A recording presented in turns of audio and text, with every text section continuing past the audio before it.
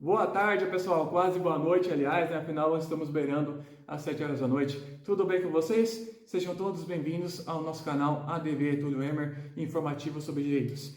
E hoje trouxemos um tema que tem sido bastante ventilado, bastante comentado, já virou meme nas redes sociais, emissoras publicando notícias sobre isso a cada hora praticamente, né? Que é o episódio envolvendo uma mulher que teria levado um senhor idoso em estado de óbito a uma instituição bancária, né, financeira, e tentado fazer com que ele assinasse o empréstimo, né, no valor de 17 mil reais.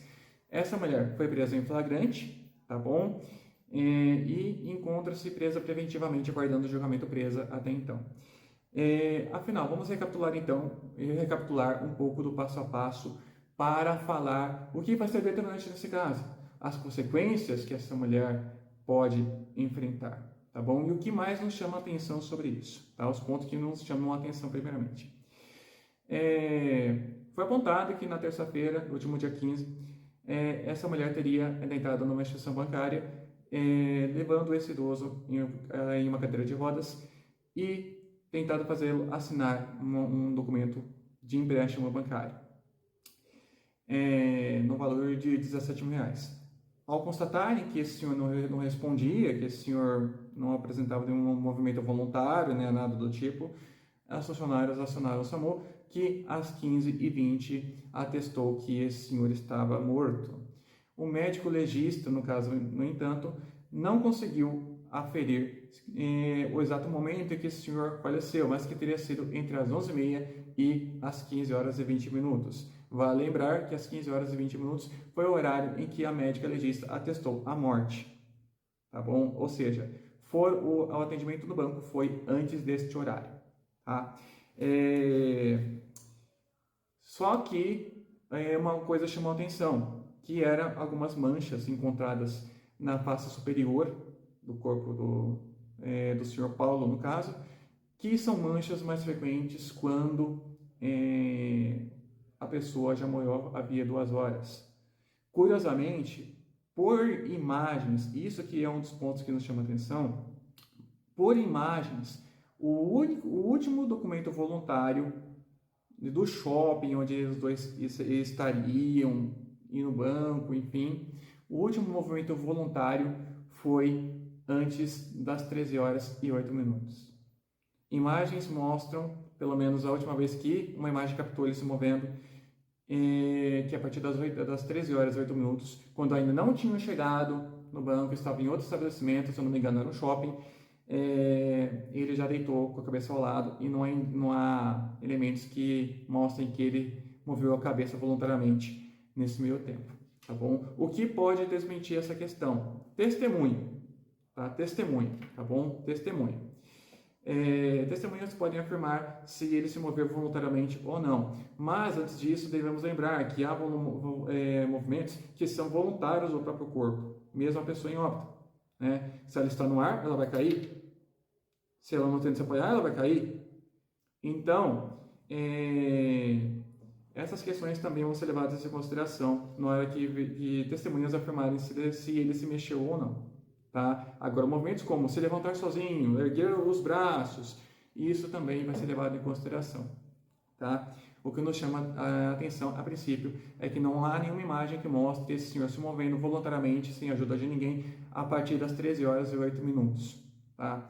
Curiosamente, o óbito foi declarado 15 horas e 20 minutos, e essas manchas indicariam exatamente em torno de 2 horas atrás que foi o óbito dele. 2 horas, ou seja, 13 horas. 13 horas e 8 minutos, último momento que as imagens atestaram um movimento voluntário, né? Enfim, outra questão é que, pelo menos assim, vou falar uma concepção minha. A Érica aparentemente deu risada quando não conseguia fazer com que o senhor assinasse. Não sei se estava se sentindo envergonhada, não sei se passou a ver que era um motivo de ficar com medo, não sei, mas enxerguei eu uma certa risadinha em algum momento da filmagem. Tá? Outra coisa que me chama a atenção, ela teve ajuda na hora de pegar esse idoso que estava no carro e colocarem de volta na cadeira. Como é que ninguém enxergou que o senhor estava em situação, talvez não seja de óbito no momento, mas prestes a morrer, precisando, sem dúvida nenhuma, de uma situação, de um atendimento médico com urgência. Afinal, ele tinha sido liberado 2 dias antes, 1 ou 2 dias antes, pelo que eu apurei aqui, em uma situação de pneumonia no hospital. E pela idade avançada dele, pode ser que ele não tenha se recuperado completamente da pneumonia, que só tenha se recuperado a ponto de conseguir ir para casa, enfim. Fato é que se essa Érica é cuidadora, como parece que ela mencionou, ela recebeu todas as orientações do médico. E visivelmente o Sr. Paulo não estava em condições de ficar perambulando no shopping, né? Tampouco indo numa agência bancária negociar um empréstimo. Segundo ponto, nessa instituição financeira que eles foram, o empréstimo demora 1 mês para ser aprovado, porque a alegação da Érica é de que esse empréstimo estava sendo negociado há 1 mês. E quem teria iniciado a negociação foi o Paulo. Outro ponto, visivelmente ele não estava em condições de agir sozinho, visivelmente, né? Idade avançada, as condições que vimos nas imagens mostram que ele não se movia voluntariamente sem ajuda no mínimo, né, antes disso. Já no shopping chegou com cadeira de rodas, ou seja, não foi uma cadeira de rodas que encontraram lá na hora e precisaram intervir por uma emergência, afins, né? Se ela era cuidadora dele, quem contratou ela? Porque até já se passaram 2 dias desde da hora e momento dos fatos e não vi nenhum filho ou neto se manifestar em redes sociais, dar depoimentos. Então, até onde se parece, esse senhor não tem família, né? Não tem, assim, pelo menos de grau sucessório, herdeiros, afins.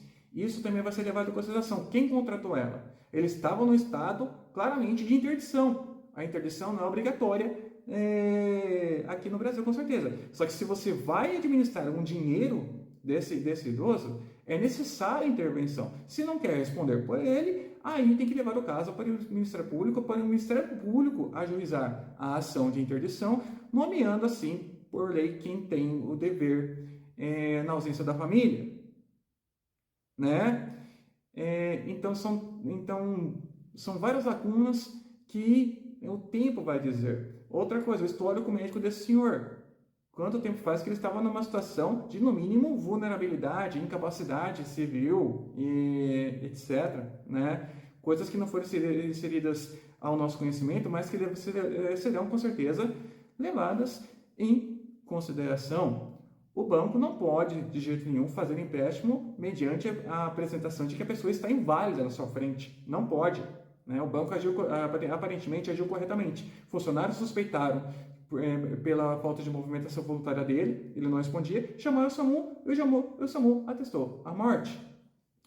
Caso seja reconhecido de que a Érica, agiu voluntariamente, sabendo que ele estava morto, né, ela corre o risco de ser condenada pelo crime de vilipêndio a cadáver, que é o famoso desrespeito a cadáver, né, com penas que variam de 1 a 3 anos em multa, e furto mediante fraude, tentativa no caso, porque ela não conseguiu êxito no empréstimo.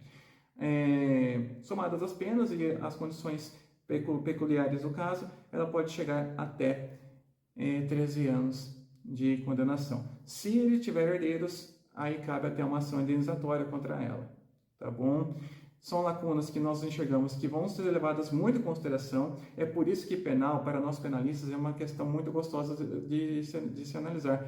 Porque como não tem como prever tudo na lei, é tudo mediante discussão de fato, praticamente, né? Lembrando que a teoria majoritária entende que o crime de vilipêndio ao cadáver só existe na modalidade dolosa e não culposa. Então, se ela não pretendeu tirar a vantagem ou gozar do morto, ela não pode responder pelo crime, tá bom? Pessoal, eram essas as considerações que tínhamos para hoje.